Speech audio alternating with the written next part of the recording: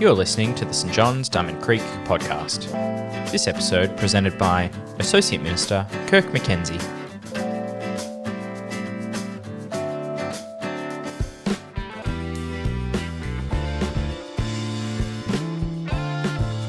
Today's Bible reading is from Galatians chapter 2, beginning at verse 11.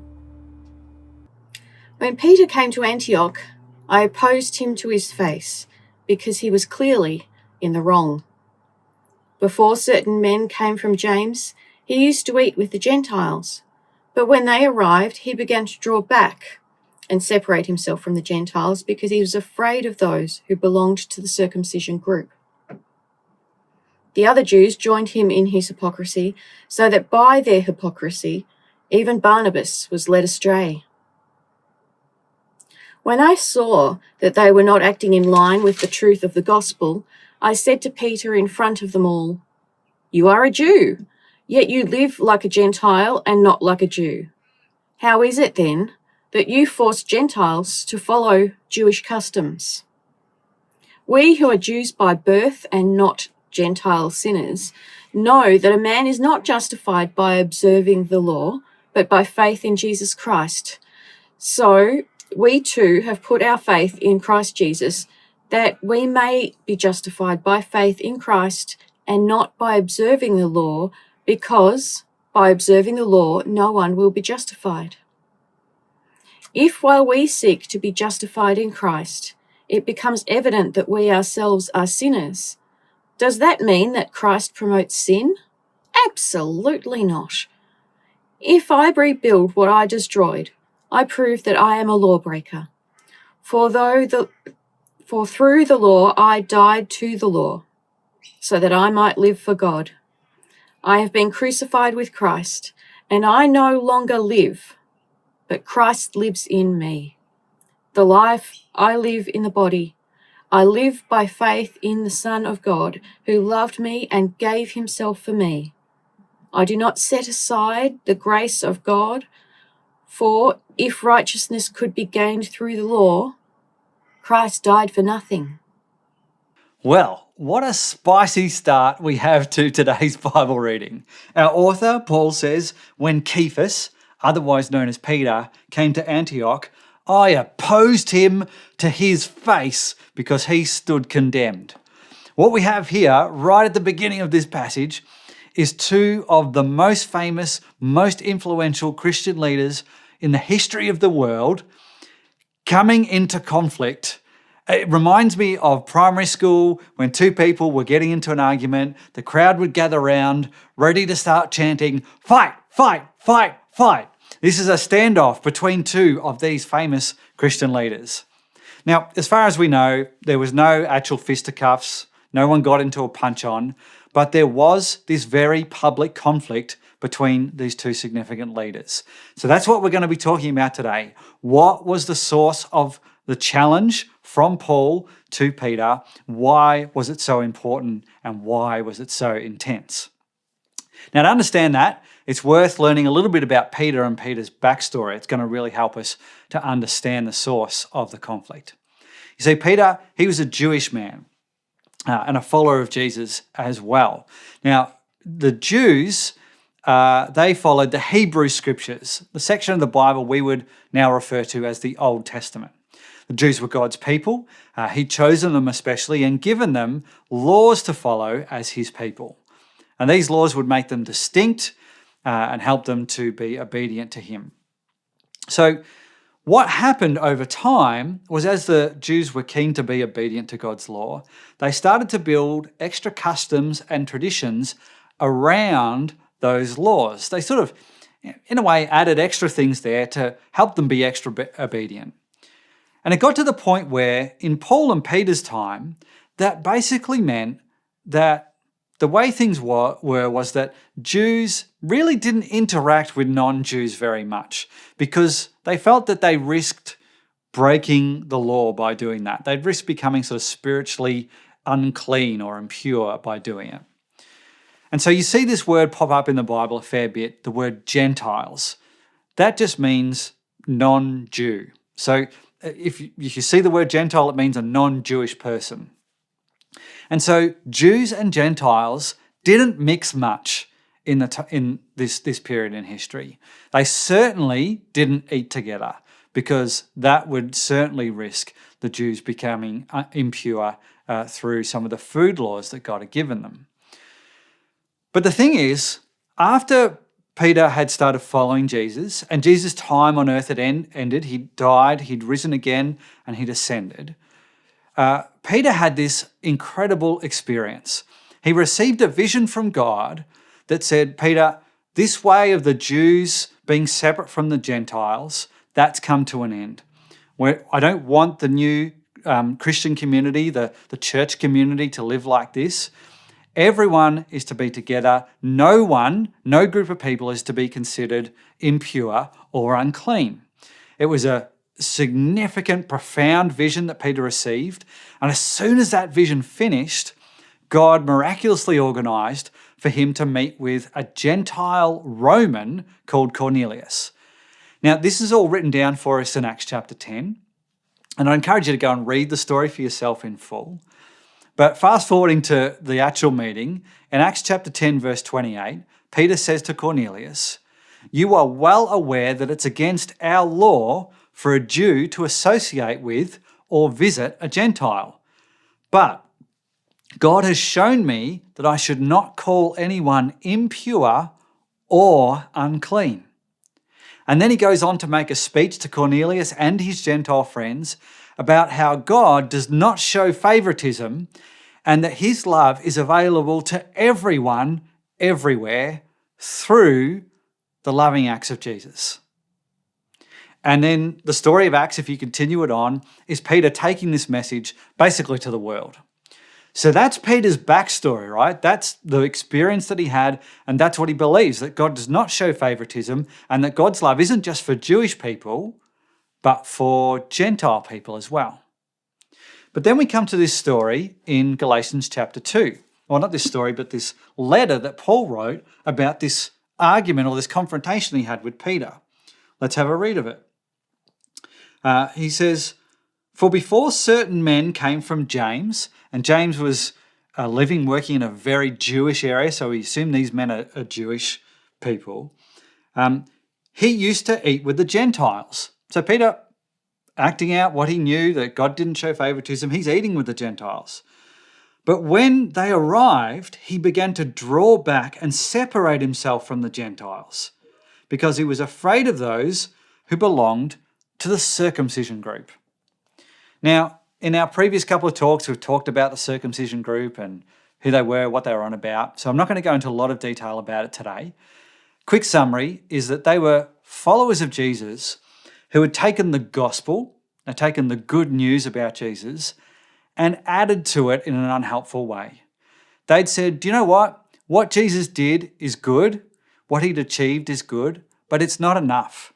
For God to really love you, for God to really accept you, you need to do these Jewish customs.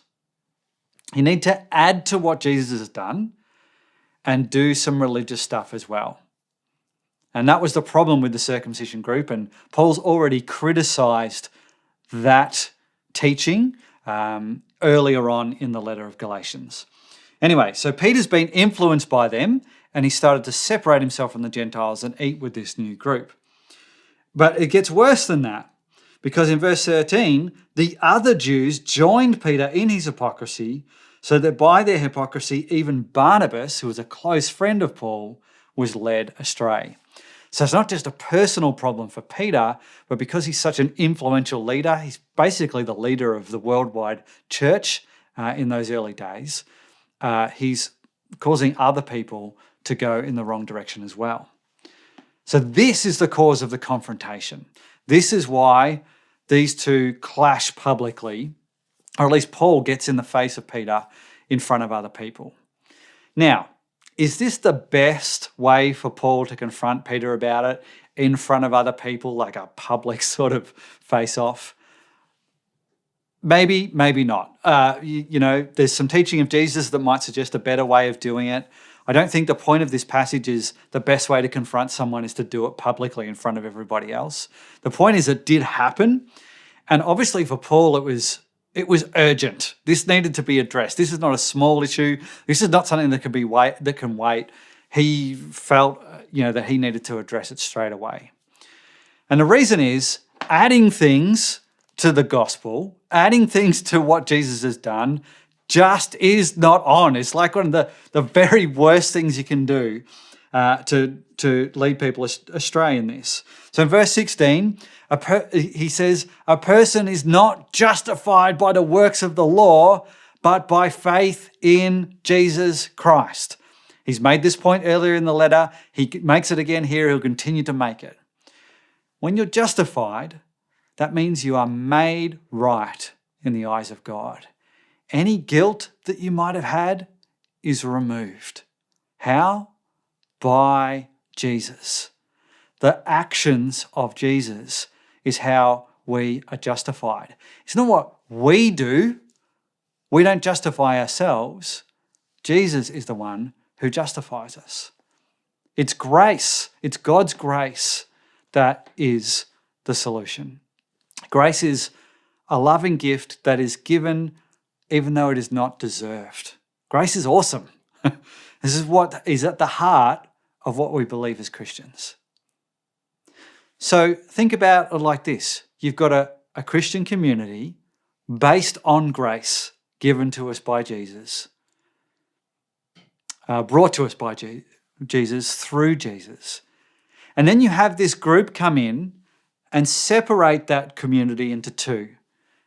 Basically saying, well, actually, we're the ones who are really accepted by and loved by God because we're doing these religious things and doing these customs and stuff, and you're not really because you're not doing them. What's that actually going to be saying to that Christian community? It's going to be saying that grace doesn't matter. That what Jesus did, it's kind of irrelevant because you still need to do this other stuff. It's actually dismissing the whole heart of the Christian faith by breaking this group into two and saying we need to do these other things. And so rightly, Paul is speaking against it. And do you know what? Peter agrees. Peter was still a grace man. He hadn't changed his beliefs. He's changed his behavior. At this point in time, his beliefs and his behavior, they weren't matching up. They were off.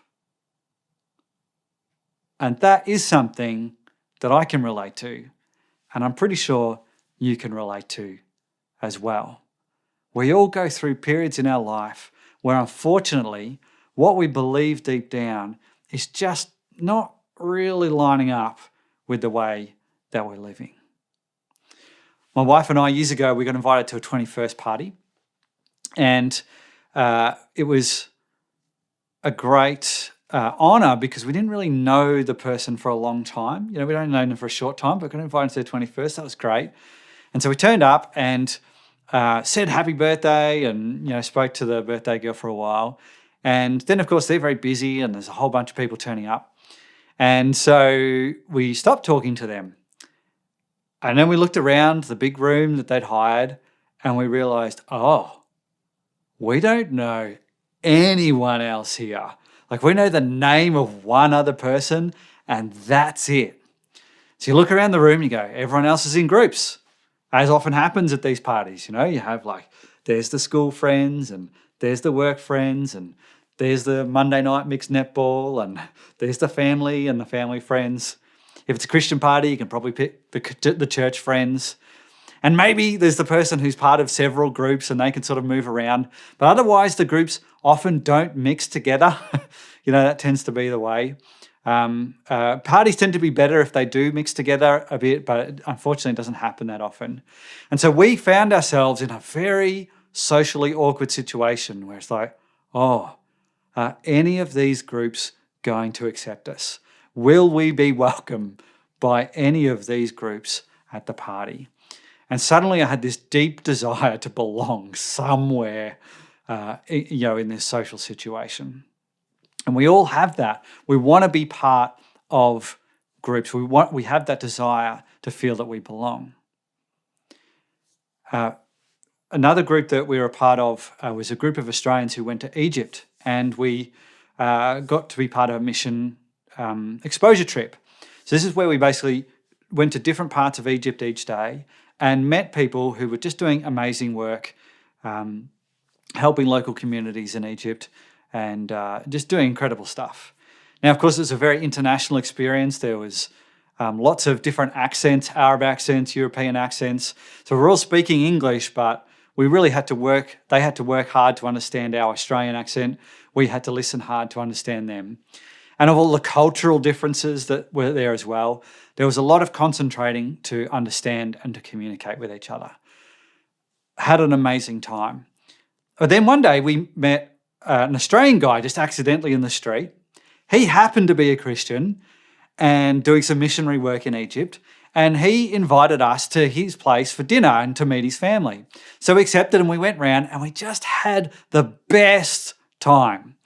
After 3 weeks of really having to listen carefully and concentrate hard to understand the people we were with, it was so nice just to sit and talk to other Australians in Australian accents where we understood all the cultural references, where they cooked Australian food that we knew wasn't going to be too spicy for us. It was just really very, very easy and relaxing. We had a great night. Now, please hear me clearly. The other experiences we had with other people from all over the world were fantastic. Incredible experiences, wonderful people. But what that night showed me was, gee, it can be easy to hang out with people who are similar to you. It's just easier. Just being honest. When they're really similar to you, it's easy. And so I'm thinking about Peter. And can I relate to his situation? Absolutely. Because these Jewish guys come in to join him, and he's Jewish, and they speak the same language as him, probably just got the same accent as him. He might even know some of them from back in the day. Same cultural background. Of course he's going to find it easier to hang out with those guys. He's going to feel that pull to hang out with the Jewish crew rather than the Gentiles who'll be very different to what he's experienced. He's never hung out with Gentiles up until very recently when he's become a follower of Jesus. Up until then, he'd avoided them. So of course he's going to find it easy. And I can understand he would have felt a pull towards that group. But Paul's observation in the letter seemed to go beyond it just being easy. It's more than that. Maybe that was playing a part of it. But actually he goes deeper than that. He doesn't say that Peter was racist towards the Gentiles or that he was somehow arrogant or ignorant. No, what does he say? In verse 12, this is Paul's observation of why Peter separated himself. He began to draw back and separate himself from the Gentiles because he was afraid. Now, I think this is, again, something that I can absolutely relate to, and I imagine you can too. That there is a certain level of fear in leaving the comfort of our group, the group that we feel comfortable in, or inviting others from outside the group in. We think to ourselves, I won't invite that person into this group. I think that's going to be too risky. That may cause problems. If I invite them in, they might be too nerdy. Or their English is not going to be good enough. They speak in broken English. It's not their first language. They're not going to be able to fit in. Or maybe they're not really educated enough. Or maybe they're not wealthy enough, or they're too wealthy. If I invite them into my group, they might embarrass me. They might embarrass me. I fear the cost to me by including them. Or if I'm going to leave my group and try and be part of other people's lives, that I might not be accepted. There's going to be a cost to me there, and I fear that. Peter probably had in his mind, I'm thinking, I've been told that, my whole life that Gentiles are spiritually unclean, that they're spiritually inferior. I know that they're not. Jesus has shown me that they're not. I had the vision, the whole thing. I know that they're not spiritually unclean, but I've got this baggage from my upbringing, which is pulling me, and he might have been grappling with that. For us, we might be thinking, gee, if I invite people in or start hanging out with people who are a bit different, will people at my church think I'm not a good Christian? So fear is not just that awkward stuff that you might feel at a 21st party when you don't know anyone, although there is some fear there. It can go a lot deeper than that, and it can really delve into shame. Now, here's the good news. This does seem like it was a blip for Peter. It's not like he continued on in his life with this mismatch of belief and behaviour. It actually seems like he responded well to Paul's confrontation and went back and realigned his belief and his behaviour so that they were lined up really well. And he continued to value Gentiles and believe that God doesn't show favouritism between groups of people. And I'm sure that he would agree with the words of Paul as we read them in verse 20, where Paul says, I have been crucified with Christ, and I no longer live, but Christ lives in me. The life I now live in the body, I live by faith in the Son of God, who loved me and gave himself for me. And wouldn't it be great to take that idea of Christ living in me? If you're a follower of Jesus, you have the Spirit that Jesus sent into the world living in you. And to remember that in a situation where people are split into groups, like a party, and go, well, what does it look like for me to be someone who has Jesus living in me? Jesus didn't show favoritism to any group. He didn't split people up into our people and those people. He didn't show favoritism. And this is really important. We do this all the time as human beings. There's us and there's those people. But when it comes to the Christian faith, there is no those people. That's not the way of Jesus. Any sense that we're doing that in Christian community, we need to resist. We must resist the idea that there's us and them, our people and those people. Resist that. That is not the gospel.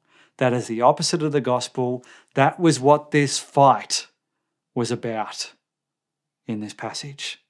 It's what Paul's writing about here. That's what he was challenging Peter on. And we know that Peter corrected his ways. So, if you're watching today and you're checking out Christianity, you're considering becoming a Christian, it's good to know that it's available. It's definitely available to you. It's available to every single person watching anywhere, ever.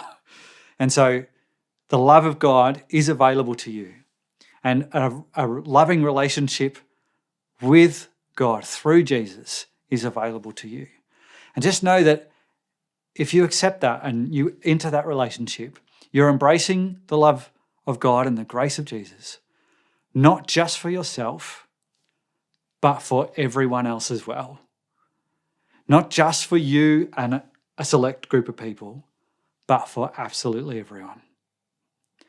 I was recently had the privilege of doing a conference for Christian ministers, Christian leaders. And it was an Asia Pacific conference, which in the time of the pandemic means it was on Zoom. And look, we learned some great stuff. We had some great content. Teachers did a great job. I reckon the highlight of the conference for me was just being in the online presence of other normal Christian people from around the world. People from countries like Bhutan, Nepal, Japan, India, and seeing that Jesus is absolutely at work in their lives. He really is. The Spirit of Jesus is in people all around the world. His grace is at work in people all around the world, not just here in Australia. It's not just an idea, it's a reality that we can embrace. That's what the fight in this passage was about. It's a really good thing to have a fight about. It's a really good thing that they had that confrontation, because it's the heart of what we believe, that the unconditional love of God, demonstrated powerfully to us through the life, death and resurrection of Jesus, is available to absolutely everyone.